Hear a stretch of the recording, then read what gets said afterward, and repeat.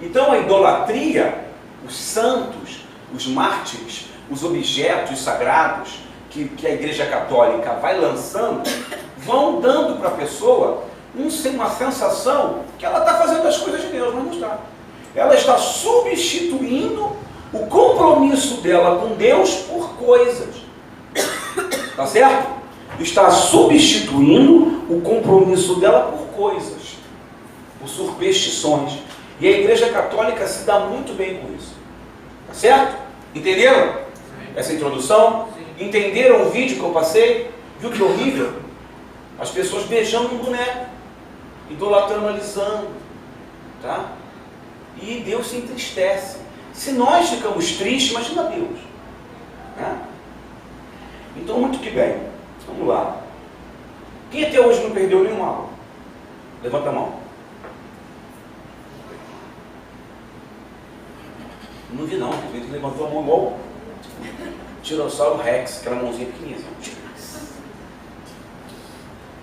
Olha só. Nós falamos semana... Aumenta só um pouquinho o volume do microfone para mim. Bom. Nós falamos semana passada sobre os pré-reformadores, não foi? Sim ou não? Sim. Vocês lembram? Sim. Nós falamos que... melhorou, show. Nós falamos que quando Lutero se lança nessa reforma, na verdade, ele pega um gancho. Perfeito? Por quê? Ele começa no século XVI. O século XVI, 1500. Ele nasce em 1400 e pouco. Vamos ver aí. 400 na segunda metade do 1400. E ele, quando nasce, os pré-reformistas estão morrendo. Estão pregando. Estão na fogueira. Lembra dos mártires lá no século II e III, que nós falamos aqui? São os novos mártires, os pré-reformadores. O Hus, que foi queimado vivo, o Wycliffe, que foi descarnado vivo. Falamos deles aqui. Falamos daqueles homens que foram contra a igreja. E na grande maioria eram iguais a Lutero. Tinham formação filosófica, tinham formação de lei, tinham conhecimento teológico, eram tradutores do hebraico e grego, eram doutores. E Deus falou comigo a respeito disso. Deus conclama ao povo dele ter conhecimento. Porque esse conhecimento nos vai ser uma arma, uma ferramenta para pregar a palavra de Deus. Deus tem falado comigo, por que eu te dei inteligência? Para usar ela contra mim? Né? Você vê, toda pessoa que usa inteligência, aquilo que o próprio Deus deu para ele, a inteligência, o intelecto, né? a capacidade de raciocinar. Se penso, logo existo. Descartes falou isso, né? O pensador. Se penso, eu existo. Eu sei que eu estou vivo. Eu sei que eu posso fazer coisas. Eu sei que eu tenho capacidade de construir coisas. Que eu penso. Por que Deus me deu isso? Com algum propósito. Então, esses homens descobriram que o intelecto, que a capacidade de raciocínio, a própria filosofia, a própria teologia, medicina, química, matemática, foi para trazer o poder de Deus, o conhecimento das coisas de Deus. Todos esses homens eram formados, eram doutores e eram católicos. Mas dentro do catolicismo eles viram que tudo que as bulas papais determinavam estava errado. Eu estou olhando para lá, e a hora está passando, está errado aquele relógio lá. As bulas papais, elas diziam muita coisa contrária ao que Jesus disse, o que Paulo ensinou, o que Pedro ensinou, certo? E aí, esses homens, através do intelecto, vão provando que está tudo errado. Ora, se Lutero não lesse grego e hebraico, como ele ia traduzir a Bíblia para o alemão? Porque ele traduz a Bíblia para o alemão. E o alemão é uma língua saxônica, difícil. Tinha vários dialetos. Ele consegue compilar a Bíblia no dialeto mais popular, que é a mesma Bíblia que usamos hoje. Isso tem 500 anos, gente. Tá certo? Se ele não fosse conhecedor da escolástica, que é a junção da filosofia grega com a teologia, ele não ia chegar a um raciocínio análogo, ou seja, ele não conseguiria construir uma retórica, uma maneira de explicar Deus. Você entendeu? Então ele tinha que beber na fonte dos filósofos lá atrás. Filósofos que muitas vezes nós pastores condenamos, Platão, Sócrates, Aristóteles. Mas eles construíram uma ideia de dizer não aos mitos, porque já viu falar na mitologia grega? É Deus para tudo. Deus do sexo, Deus da bebida, Deus do ar, Deus do mar, Deus do trovão. Os filósofos, quando surgem, combatem isso. Tá? Mas esses homens que vão pregar contra a Igreja Católica e as suas indulgências, eles bebem um pouco na fonte desses filósofos e trazem o raciocínio para dentro da religião, até um certo limite, e trazem a metafísica de Agostinho, do Santo Agostinho, que era cristão, filósofo cristão. E eles constroem uma ciência que se chama escolástica, mas isso aqui é uma coisa mais difícil, tá? Mas por nós não estudarmos, não sabermos, não nos aprofundarmos, a gente fala um montão de bobagem. Então, o conhecimento, tanto da Bíblia, como de ciências que estão aí para nós aprendermos, é importantíssimo. Um homem, uma mulher que é um biólogo, poxa, imagina quanto que esse homem não pode aprender de Deus e trazer para a gente, né? As células, os DNAs, como que as células se reproduzem, como os micro-organismos, que são bilhões dentro de nós, e trabalham em harmonia. Ele vai estudar no microscópio os átomos, o sangue, os médicos, como eles têm para nos ensinar, é ou não é? Os astrônomos, os matemáticos, como eles têm para nos ensinar. Mas muitas vezes se deixam levar pela vaidade e ao invés de caminhar ao encontro de Deus, eles usam a ciência para tentar provar a não existência de Deus. E aí vai ficando velho, doido, maluco, morre e não prova nada. Podendo fazer o contrário, podendo provar a existência de Deus usando a própria ciência. Então nós vamos ver que o protestantismo, a reforma, está embasada muito nessa ciência, tá? Nesse domínio de coisas que se aprende dentro da escola. Como, por exemplo, nós vamos aprender que Martinho Lutero estudou direito. Ele estudou filosofia, ele estudou música, ele era músico, cantor.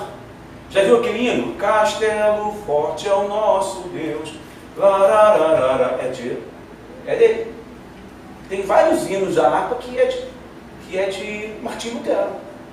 Tá certo? Vamos lá, passa a primeira página.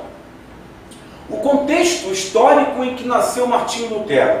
Ele nasceu no início do renascentismo e iluminismo. O que é o renascentismo?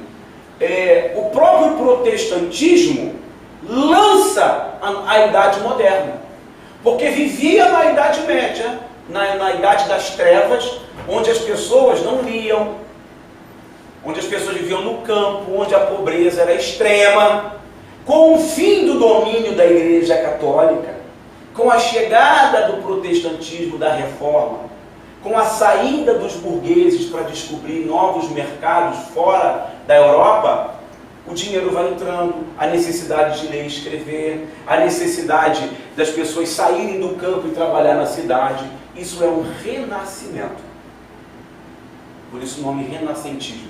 E iluminismo por quê? É um pouco mais à frente. É quando as pessoas já vão ter um raciocínio mais além do que ler e escrever. Vão buscar medicina, matemática, química. Nascem os grandes cientistas. Tá certo? Os estados vão se modernizando. O aparecimento da burguesia, que eram os grandes comerciantes. Na verdade, quem financia Pedro Álvares Cabral para chegar aqui? Cristóvão Colombo, Américo Vespucci. O que é que paga essa viagem?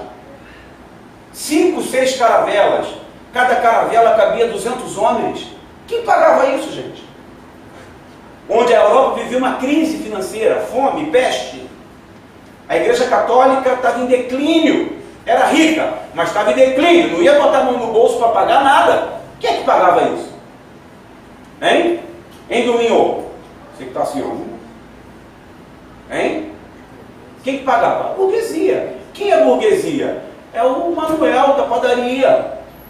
É o Joaquim lá, que, dono da mercearia. Eram os comerciantes ricos que falavam assim: eu não tenho mais o que vender aqui, eu não tenho mais o que procurar. Para eu ir lá na Índia buscar seda, eu não tenho dinheiro para pagar 50 camelos para pegar 20 vestidos. Vou pegar um navio, vou financiar fulano, que diz que tem terra em tal lugar, vou dar ele essa grana e ele vai trazer coisas de lá que eu nem sei o que tem.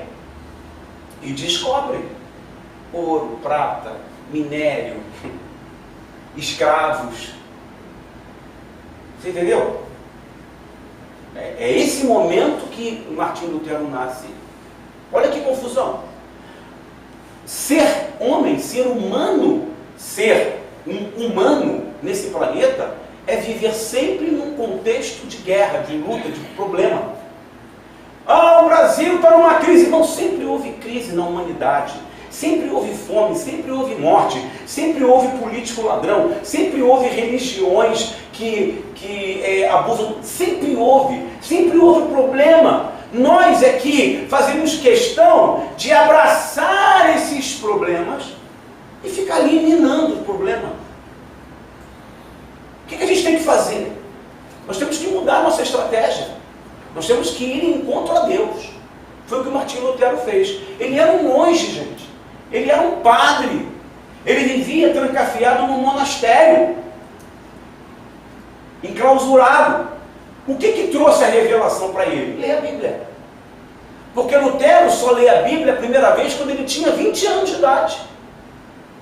A Bíblia não chegava às pessoas. Só poderia ler a Bíblia quem sabia latim ou grego, ou hebraico. E mesmo assim, quem é que ia trazer manuscritos hebraicos lá da Itália, lá para cima, para a Alemanha? Quem ia fazer isso? Além de ser caro, não havia papiro suficiente, não havia tecnologia para transportar aquilo na neve, na chuva, no frio.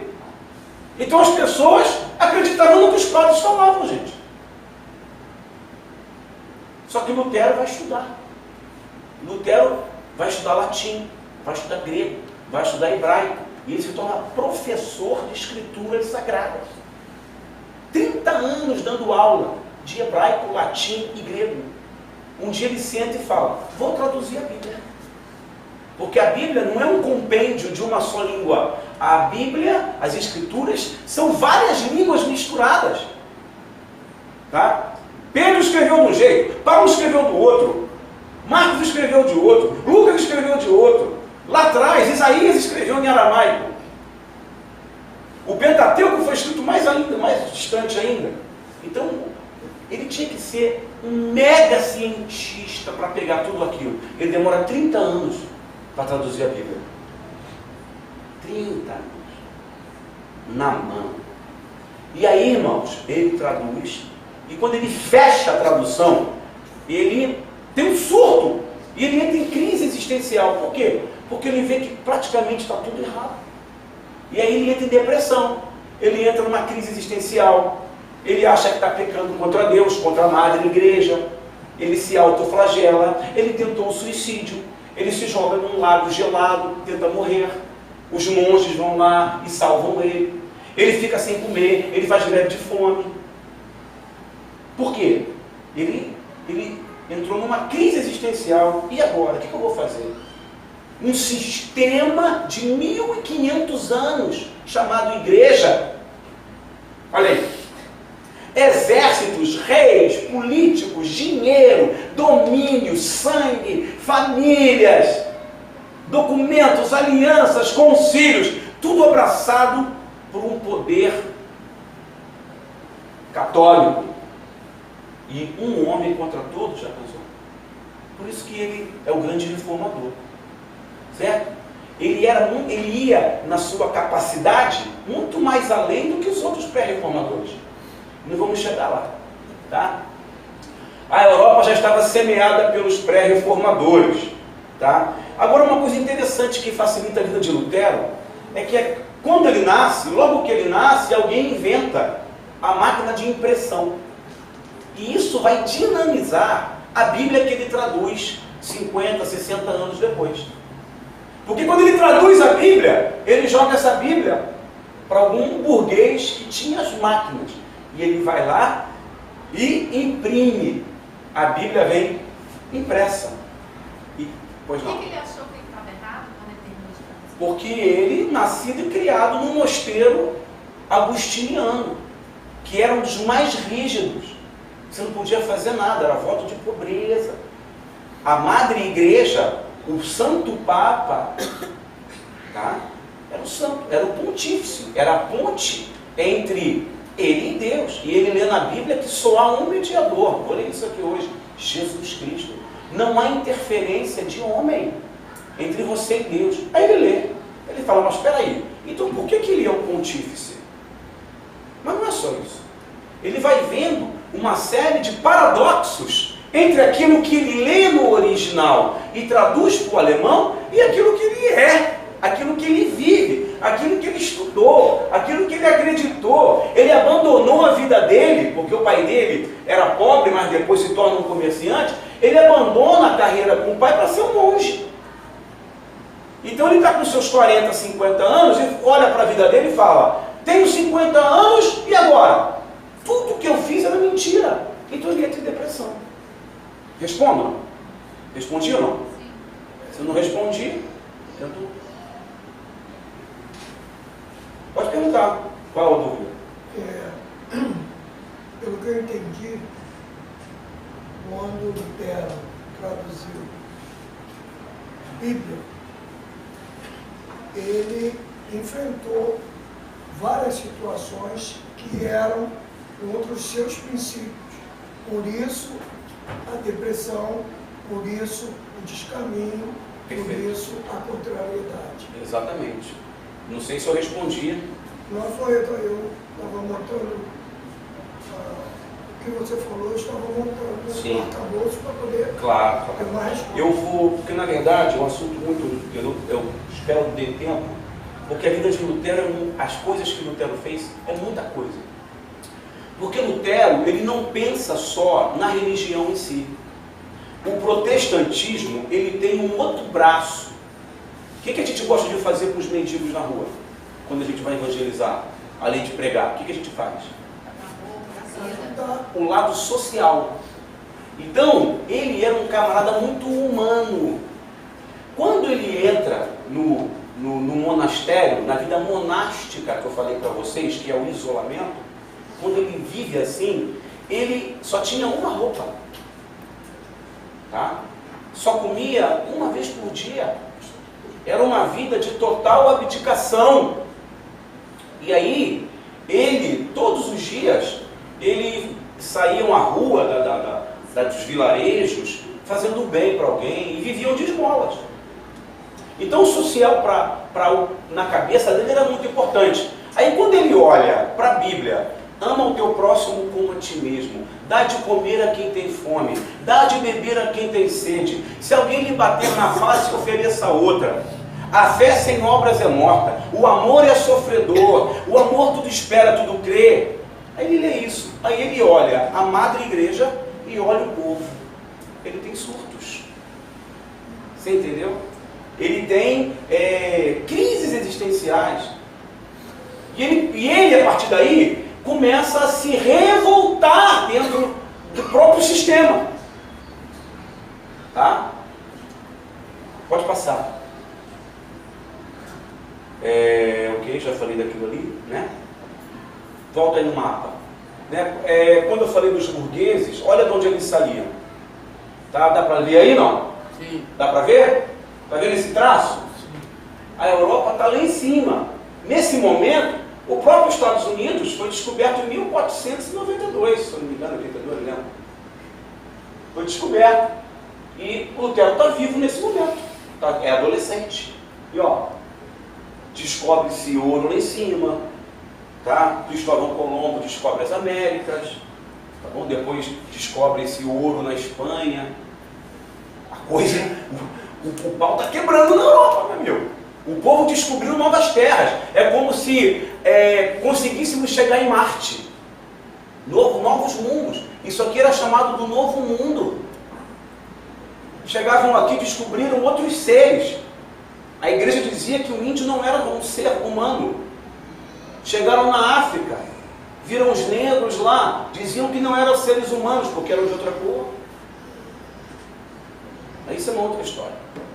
Tá? Mas é como se descobríssemos Marte. Chegássemos lá, comida, bebida, ouro, dinheiro, pessoas, facilidade. Vamos ficar ricos. Era mais ou menos por aí. Tá? Pode passar. A igreja não apoia os burgueses. Por quê? Porque se eu vou para o mar, se eu vou buscar a felicidade, o dinheiro nas coisas físicas, eu estou abandonando a igreja, eu estou deixando de enriquecer a igreja. Então a igreja católica, ela tem uma quebra de domínio, não total, mas parcial. Martinho Lutero aproveita disso aí.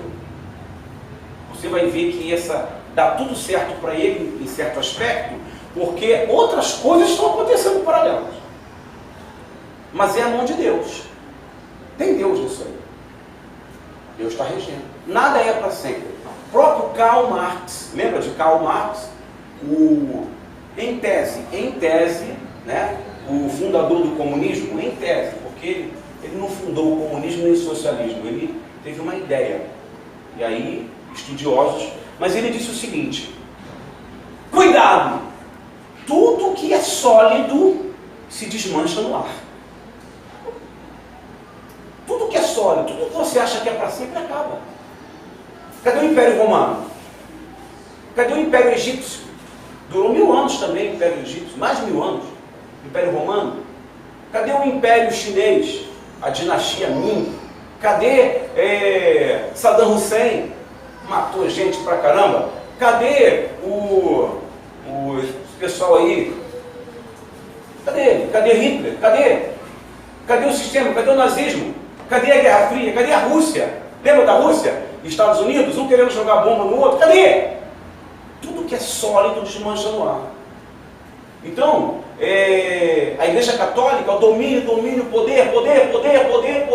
A mão de Deus está ali, irmão. Quem é o dono do tempo é Deus. Começa a ruir esse sistema. Próximo. Martinho Lutero nasceu na Alemanha, na cidade de Eisleben. Tá? Filho de família pobre e austera, eram mineradores. Seu pai consegue de início pagar os seus estudos. Ele apanhava demais do pai e da mãe. Era espancado. A história conta que a mãe dele, ele roubou uma amêndoa. Roubou não, ele comeu sem avisar uma amêndoa. A mãe dele espancou ele quase até a morte. Ele tinha 8 anos de idade. Em escolas católicas aprende, vamos lá, latim, gramática, música e canto erudito. Tinha que ser músico, né? Músico é uma raça abençoada. Passa. Escolaridade dele, ele vai estudar em várias escolas. A Universidade de Erfurt tem influência renascentista, aquilo que eu falei, né? A chegada da nova ordem mundial, do conhecimento filosófico. Ingressa no mosteiro da Ordem de São Agostinho e na Universidade de Wittenberg. Eu vou falar uma que ele aprende mais, vai falando, passando. Aos 18 anos ele vai viver com uma família rica, porque ele sai da casa do pai, apanhava demais, era maltratado demais, mas uma família rica vê nele uma estrela e pega ele para cuidar, com 18 anos. Pega ele e financia as faculdades dele. Mas vamos chamar a atenção de uma coisa. Não foi a família rica, né? Foi Deus, né? Foi Deus.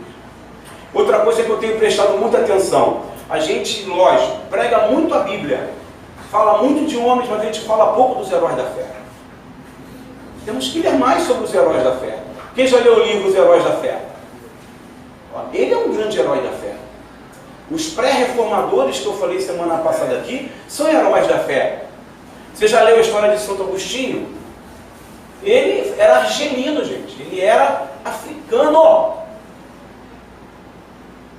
Negão, e foi um dos maiores filósofos cristãos de todos os tempos, no ano 300.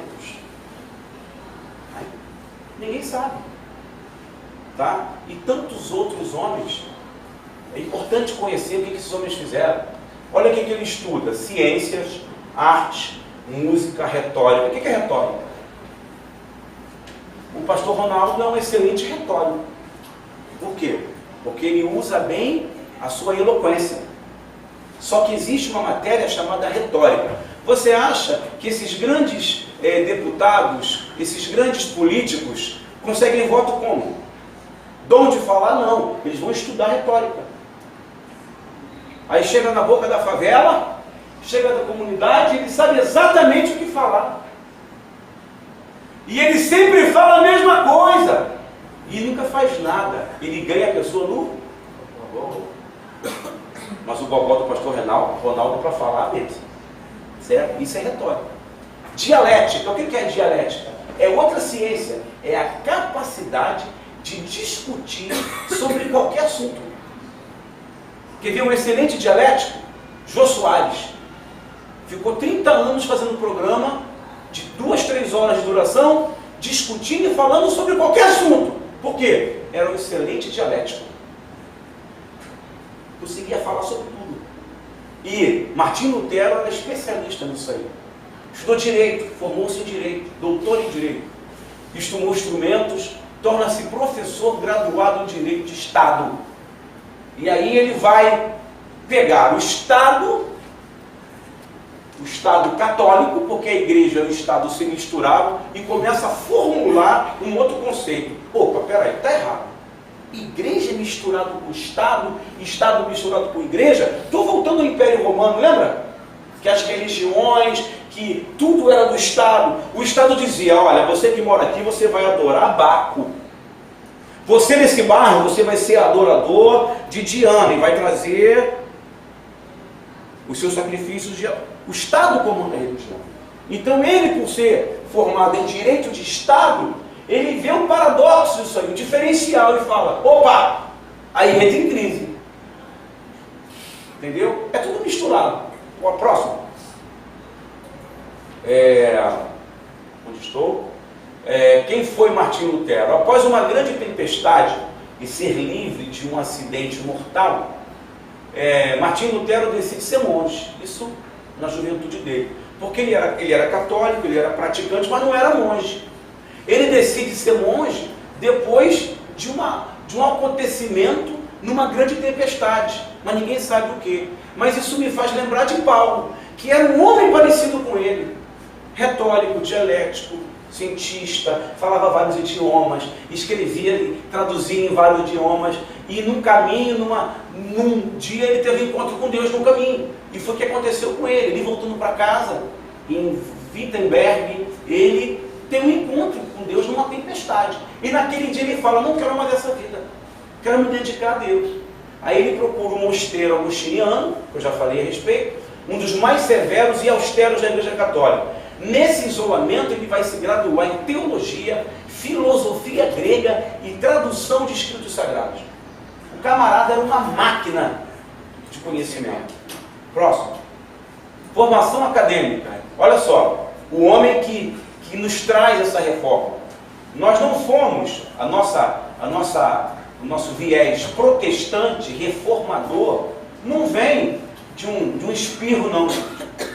Espirrou, opa, mudei de religião. Não. Ele solidifica as teses dele em interdisciplinas, dezenas de conhecimentos, inclusive a teologia, que é o estudo de Deus, né? Ó, já falei a maioria deles. Tá? Próximo. Como um monge agostiniano. O que o monge agostiniano vivia? Aí ele está lá dentro do monastério de Santo Agostinho. Deveriam ser excelentes retóricos. Deus é o centro de tudo e de todo o poder. Porque Santo Agostinho pregava isso. Tá? A alma é o interior intelectual do homem. Prioriza justiça e ética. Né? O crente não tem que ser justo? Não tem que ser ético? Ó, livre-arbítrio humano. São criacionistas. O que é criacionismo? Quem lembra? Hã? Crê na criação de Deus. Que Deus criou Adão e Eva. E evolucionista? Hoje eu tô bravo. Hã? Evolução.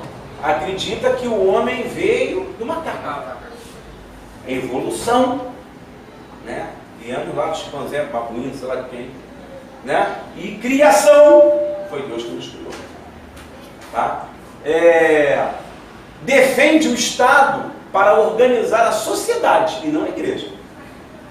Estuda dialética, né, que é a busca da verdade e aptidão para contrariar fatos duvidosos. E busca o conhecimento em todos os campos do saber. Então o fato dele escolher ser agostiniano, ele pensou que ele ia só ficar sofrendo, pagando promessa, pagando voto, estudando teologia. Quando chega lá, existe uma doutrina agostiniana. Porque apesar de ser um mosteiro católico, existia uma maneira de pensar ali dentro. E ele começa a pensar assim. Opa, Deus é o centro de tudo, não é a igreja. Ele une os vários valores e vai construir um cimento. Amém? Amém. Vai construir um cimento, gente. Eu estou falando do homem que nos tirou de dentro da idolatria. Eu estou falando de um homem que sozinho vai enfrentar todo um sistema. Certo? Próximo. Aí tem o início da reforma. Depois que ele agrega todos esses pensamentos, que isso aqui está atrapalhando vocês, Violão? Atrapalhando.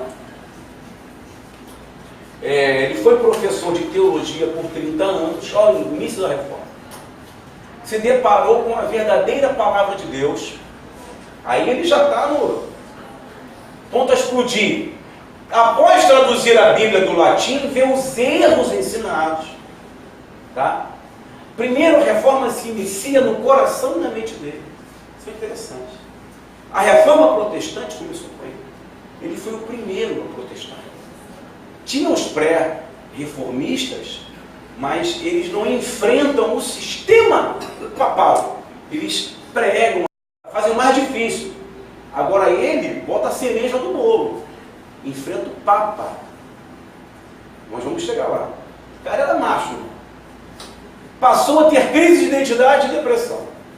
Não conseguia mais viver uma vida de engano, olha aí. Passou a escrever então teses contrárias às bulas papais. O que é a bula papal? Eu falei para vocês. O que é a bula papal? A bula de remédio serve para quê? Para que serve a bula, gente, do remédio? Vocês não leem bula, não, né? Para dar instrução. Instrução. Então, o Papa ditava o que as pessoas tinham que fazer. Bula papal. Você vai fazer assim, assim, assim, assim, assim, assim. É assim, assim, assim. Então, ele bate de frente. Ele analisa as escrituras friamente e constrói 95 teses. Ele viu 95 erros grotescos e ele fala, não podemos conviver com esses erros grotescos. Por isso que ao final então, dos 30 anos, quando ele traduziu, ele ficou triste, ficou deprimido, ter uma vida de engano e muita gente sendo enganada, né? É porque quando a gente fala depressão... Foi uma decepção, né? Quando a gente fala depressão, a gente imagina aquela pessoa tomando remédio, né? Dormindo. A depressão, ela tem vários... Eu não sou psicólogo, nem neurologista, psicanalista, mas eu sei que a depressão tem vários níveis. Porque ele descobriu que estava tudo errado. Sim. Imagina, por exemplo, né, você é químico e faz um remédio, mas o governo vai lá, pega aquele teu remédio e transforma aquela mesma fórmula em veneno para matar os outros. Olha aí. A lenda diz que Santos Dumont ele tem uma crise de identidade quando ele vê os aviões, né, que ele ajudou a construir, na guerra jogando bomba na Inglaterra, lá na França. Ele constrói o avião para melhorar a vida do homem. É ou não é? E aí ele vê a sua construção fazendo o quê? Matando as pessoas. Então ele tem uma depressão, uma crise. É isso que ele sente. Ele se sente enganado. Porém, ao mesmo tempo, ele é impelido a lutar contra. É o chamado omissão passiva, né? Esqueci agora, vocês querem me ajudar aí. Omissão direta e indireta. Tem aquela omissão que eu vejo, e eu não, mesmo que eu queira, eu não consigo participar. Agora tem aquela omissão que eu posso ajudar a vítima e fazer com que ela viva. É ou não é? Atropelei a pessoa, né? Se eu fugir, agora eu posso voltar e levar ela para o hospital. Ele não tem uma depressão omissa ao ponto de se prostrar e deixar a vida morrer. Não, ele tem a depressão dele traz para ele um espírito de luta. E ele constrói as 95 teses. Aí ele, constrói as 95. Não foi fácil não, gente. Tá? Ele agora desistiu de ser o que ele era. E constrói um novo estilo de vida. Solitário, sozinho, morando dentro de um mosteiro, só tendo uma roupa e comendo uma marmita por dia. E agora, o que eu faço? Vamos lá, vamos saber o que ele fez. Bora. Tá? Disputatio pro declaratione virtutis indulgentarium. Era o nome das 95 teses em latim. Indulgentarium, na verdade, o título das 95 teses era uma declaração contrária à venda de indulgências. Porque o que ele achava mais absurdo era vender a fé. Vender a salvação. Vender a remissão. Isso daí no cúmulo.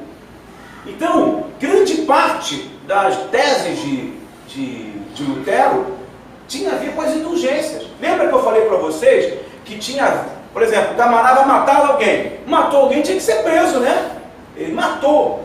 Mas, segundo as bulas papais e a venda de indulgências, tinha dia de promoção. Se você matasse 2, tu comprava uma indulgência por um morto só. Matou 2, pague 1 e seja perdoado. Nós lemos, li para vocês há 2, 3 aulas atrás. Então, o indulgentário é isso aí. E ele vai, o que ele faz? Ele pega os papéis, as suas teses, escreve em letras garrafais, vai lá no centro da cidade, ele sendo um monge, vai lá na sede da igreja romana, em Wittenberg, que era um centro populacional muito grande no norte da Alemanha. Ele vai lá na porta, e fala para todo mundo ler. Escreve em alemão. A partir de hoje, estou contrário ao Papa. Quem quiser saber o motivo, está aqui. Ó.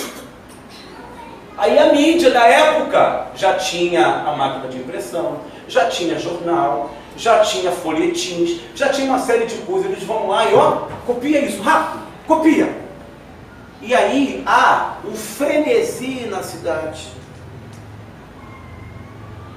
O grande monge, o grande professor, o formador de teólogos, o monge agostiniano, o homem separado, o grande cientista, o professor de direito, o grande retórico, o grande dialético, está contra o Papa. Meu irmão, que explodiu.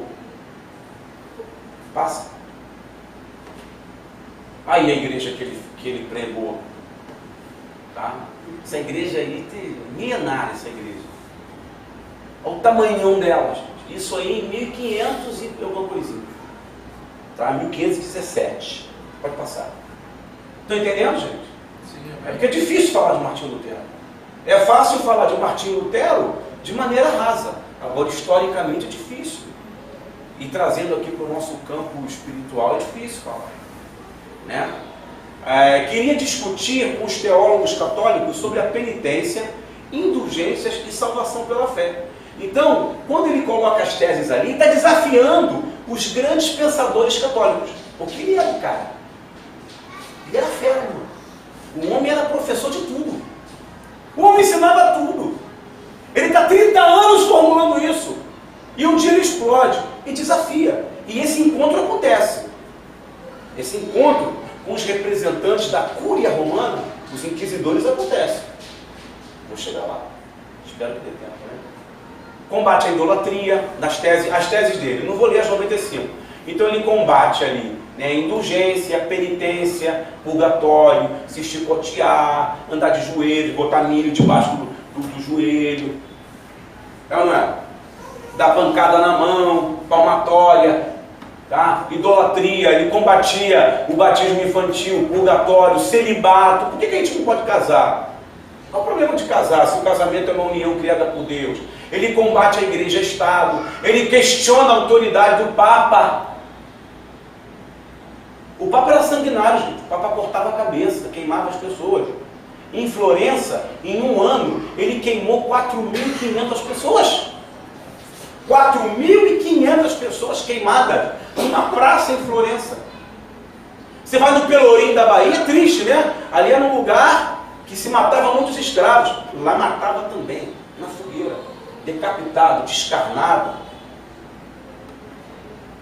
Tá? Ele era contrário à Bíblia só em latim. E ele queria separação do Estado e da Igreja. As 95 teses se baseavam nisso aí. Próximo. Olha onde é na Alemanha, o lugar que ele estava. A Alemanha é perto de onde eu estava, onde eu morei, em Braunschweig. É perto, não estive lá não. Mas é lá no norte, lá em cima. Tá? Aí ele arruma briga com quem? Com quem que ele arruma briga? Com quem? Passa, mostra a cara do velho. Aí, esse Papa, justamente colocado ali pelo inimigo, era um dos papas chamado o Papa Ostentação. A história chama ele de por quê? Ele que contrata Michelangelo, ele que constrói a Basílica de São Pedro, ele que constrói. A Basílica de São Pedro, irmãos, para você conhecer, eu acho que demora 3 ou 4 semanas. Você tem 1000 quartos, tá? O Papa Leão decretou que todos aqueles que contribuíssem para a Basílica teriam seus pecados perdoados. Então a construção da Basílica foi pago com venda de indulgência. Você sabia que, só para você ver o nível de hipocrisia, quem já foi no Museu da Quinta? Nunca foram não? Poxa, vergonha. Nunca foi não ou não? No museu, você não levantou a mão. Ele fez igual o Tiranossauro Rex. Quem morou ali? Quem morava ali? A família imperial toda morou ali. Desde Petrópolis, não. É simultâneo, né?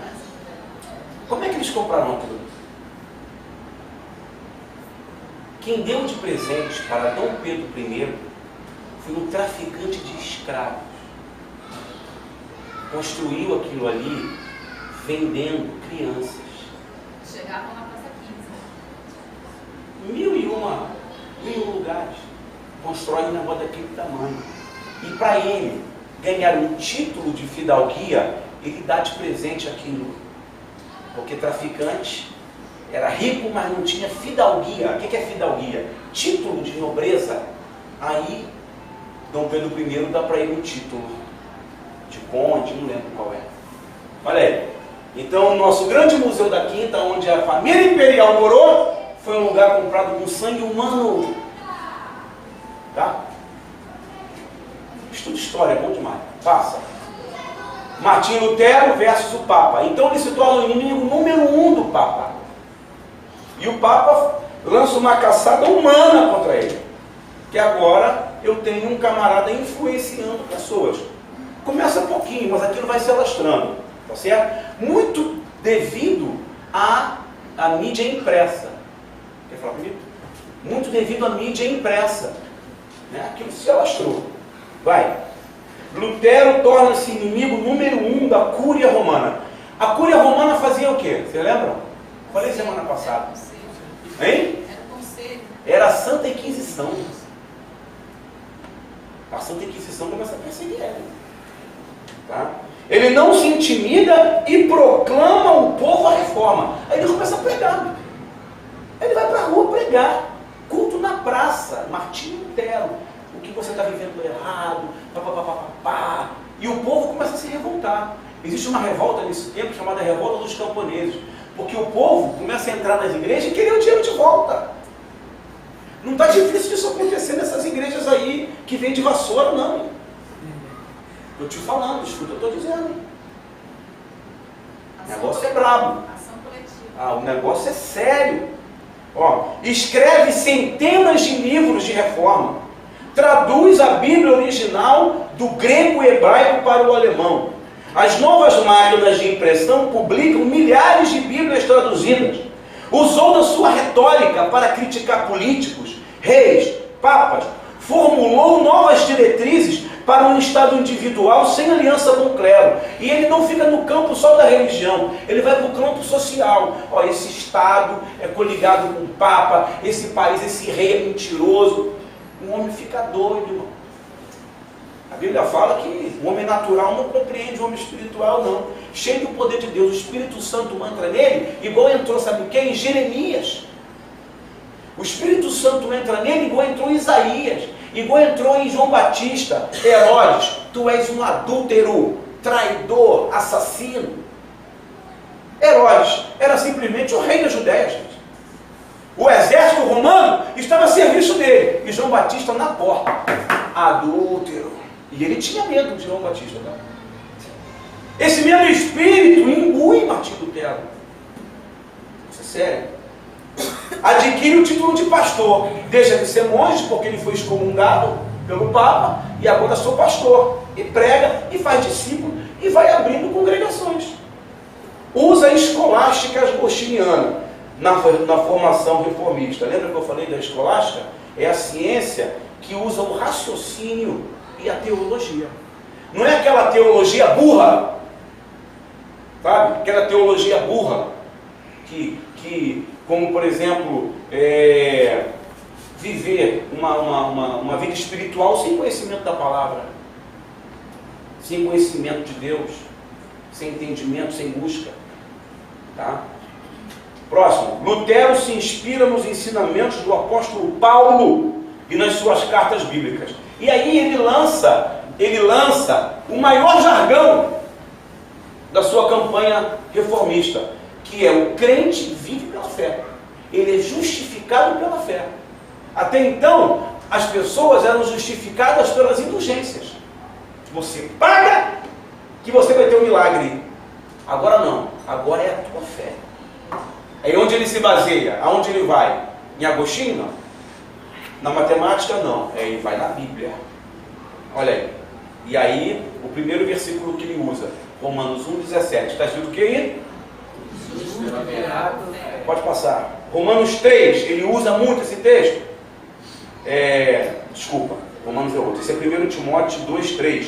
Porque isto é bom e agradável diante de Deus, nosso Salvador, que quer que todos os homens se salvem e venham ao conhecimento da verdade. Olha aí.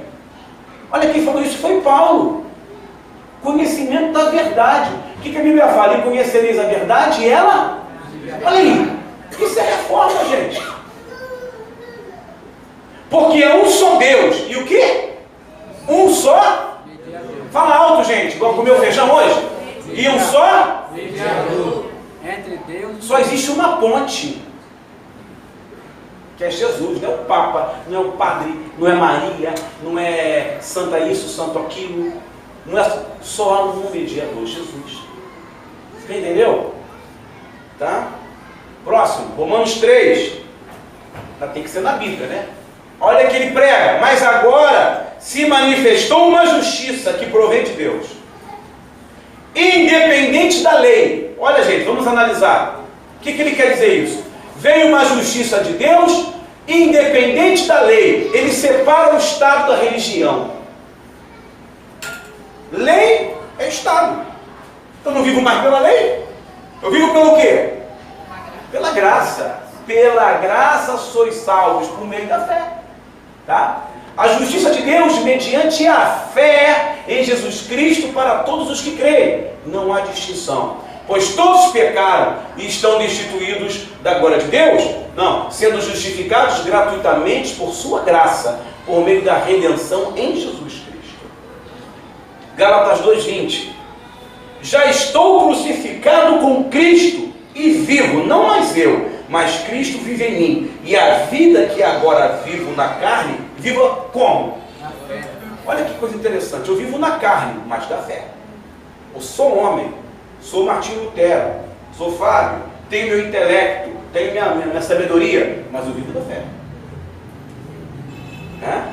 Em quem? No Filho de Deus, não no Papa, não nas imagens, mas no Filho de Deus, o qual me amou e se entregou a si mesmo por mim. Atos 13:37. Mas aquele a quem Deus ressuscitou, nenhuma corrupção viu.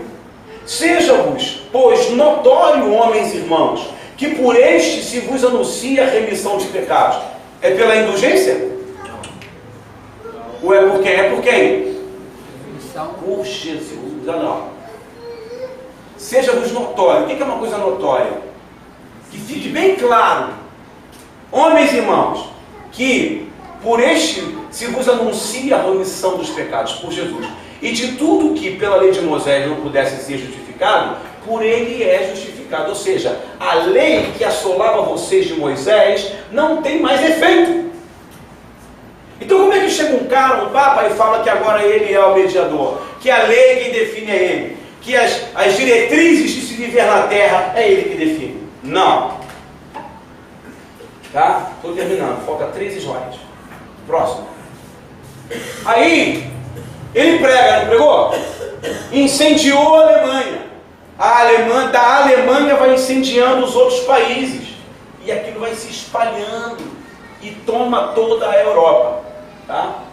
Muita coisa acontece por aí.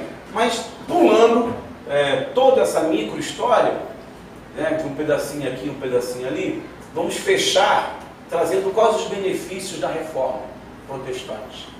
Tá? E hoje nós, como crentes protestantes, nós temos que ser reformistas também. Você acha que eu estou falando isso aqui para quê? Para influenciar você a voltar ao centro da vontade de Deus. Quem chegou tarde não viu, infelizmente. Passei 2 vídeos aqui das pessoas beijando Jesus, um boneco, chorando. E mostrei uma igreja evangélica vendendo vassouras na igreja, porque a pessoa vai fazer a dança da vassoura em casa, varrendo maldição, varrendo isso, varrendo aquilo. Ou seja, usando das mesmas estratégias de Satanás, usadas lá atrás. Então, benefício. O que acontece então? Há uma corrida para o povo aprender a ler e escrever. Por quê? Lutero traduziu a Bíblia no nosso idioma. Vamos aprender a ler e escrever. Por que você acha que os Estados Unidos é um país mais desenvolvido, ou muito mais do que o Brasil? Porque foi a Inglaterra. Não, porque os colonizadores eram protestantes, eram quakers, holandeses, na sua maioria, ingleses, e eles eram protestantes. Quando eles chegam lá, vamos ensinar todo mundo a ler e escrever. Não quero nenhum burro aqui não, todo mundo trabalhando, ganhando dinheiro. Aí tem malha ferroviária, tem porto, tem dinheiro, tem banco. Quantas grandes cidades, fecha ali para mim, quantas grandes cidades tem no Brasil? Hein? Muitas. Tem? Quais? Rio, São Paulo? Minas Gerais não, Minas Gerais está. Rio, São Paulo, Belo Horizonte, Curitiba, aí vai ficando menor. Florianópolis, Porto Alegre. Você sabe por que a capital do Rio Grande do Sul chama Porto Alegre? Vocês sabem? Porque ali haviam prostíbulos no cais do porto. E quando os portugueses chegavam, o primeiro lugar que iam era para Porto Alegre, se divertir. O nome da cidade é por isso. Alguém vai lá para mim, me ajuda aí, por favor. Vai lá, Gustavo. Meu tempo raciocínio. Então, os quakers vão para os Estados Unidos. Chegam lá, ele fala assim, vamos fundar cidade. Não existe, poucas cidades lá. Existem dezenas de grandes metrópoles nos Estados Unidos. Por quê? Eles levaram conhecimento para o país. Aqui nós trouxemos o quê? A Igreja Católica. E a Igreja Católica ensina o quê naquela época? Ensina a se manter burro. ignorante, certo? Pequeno, escravidão. Ah, mas lá teve escravidão, mas lá o escravo aprendia a ler e escrever. Tanto é que a Revolução Negra lá foi uma revolução intelectual. Martin Luther King disse o quê? Não vamos para a briga, vamos para as faculdades. Certo? Mulheres são novamente inseridas na sociedade. Camponeses, operários começam a descrer das indulgências. O povo tem agora um raciocínio crítico. Está lendo a Bíblia, está aprendendo o que é certo e o que é errado. Isso não pode, isso pode. Opa, isso aí não é de Deus. Não é isso que você fala? Quando chega alguém e tenta jogar para você uma maldição, o que você fala? Eu conheço a palavra, querido, nenhuma maldição prevalecerá contra mim. Por quê? Porque eles têm conhecimento da palavra. E conhecereis a palavra, e ela vos libertará. É a verdade. Tá? Difundiu a imprensa como meio de comunicação. Ele vai influenciar reis. Ele influencia Luís VIII, foi ele que queria casar e não podia. Eu não me lembro, acho que era Luís VIII, na Inglaterra. Ele queria casar com a outra mulher, né? Mas não podia, porque a Igreja Católica não permitia o divórcio. Ele se converte ao protestantismo, se divorcia e casa com Ana Bolena. E se torna protestante. Só que depois ele larga Ana Bolena e casa com mais 5. Aí o protestantismo também não aprova. Aí ele fala, agora eu sou o chefe da religião. Surge a religião anglicana. Lá na Inglaterra, quem é o chefe da igreja é o rei. A rainha da Inglaterra é a chefe da igreja. Também não está muito certo, né? Influencia reis e autoridades a se separarem do Estado e da igreja.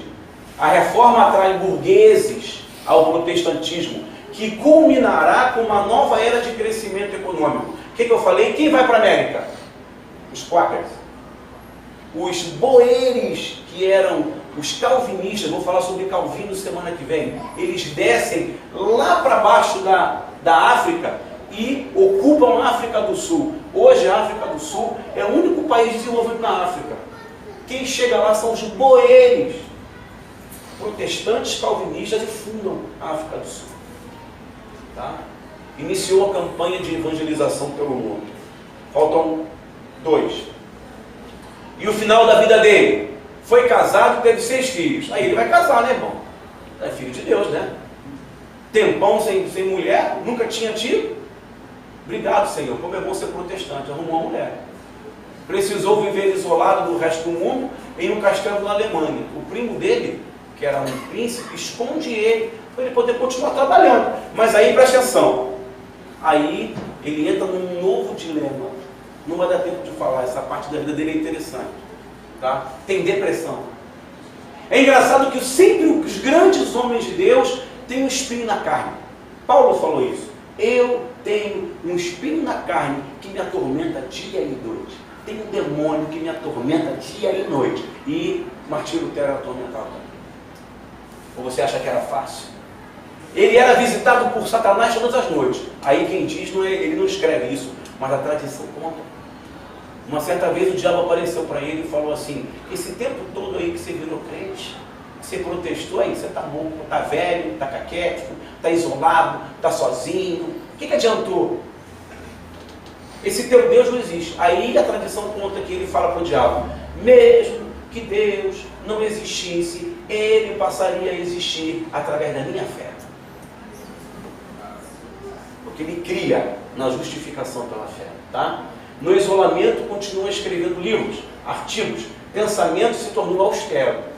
E aí ele fica um pouco austero, se tornou crítico da fé judaica, e essa crítica da fé judaica é o argumento que Hitler vai usar para perseguir os judeus.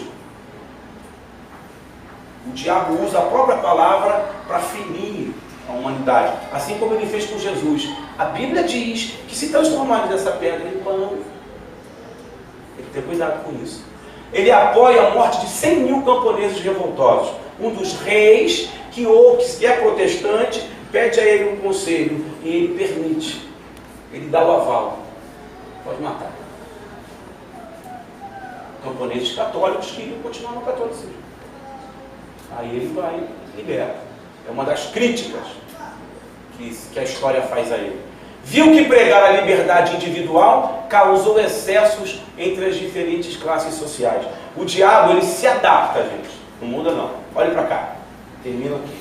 O diabo, ele se adapta. Olhe para mim. Você constrói uma maneira de ser cristão. Tá tudo indo bem, não tá? Tudo bem. Vitória, o casamento está ótimo.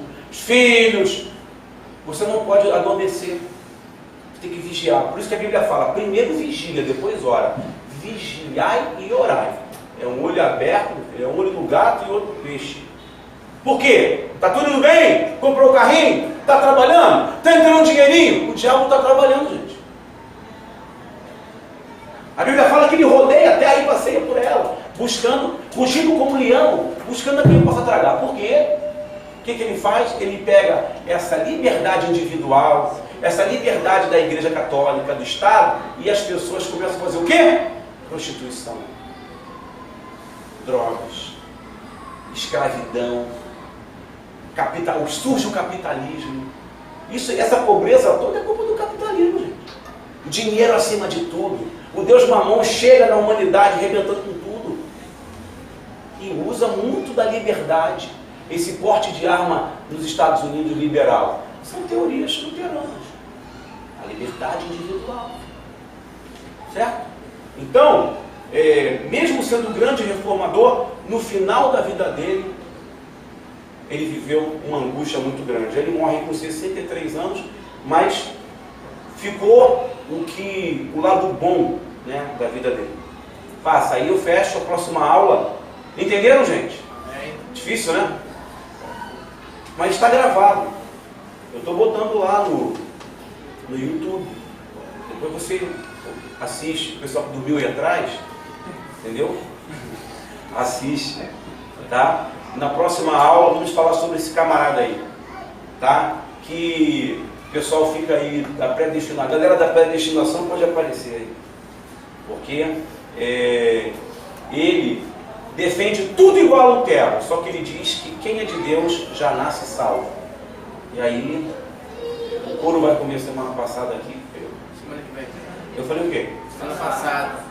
Olha como é que é bom ser crente. Eu vou no passado, no futuro, não. Beleza. Senhor, obrigado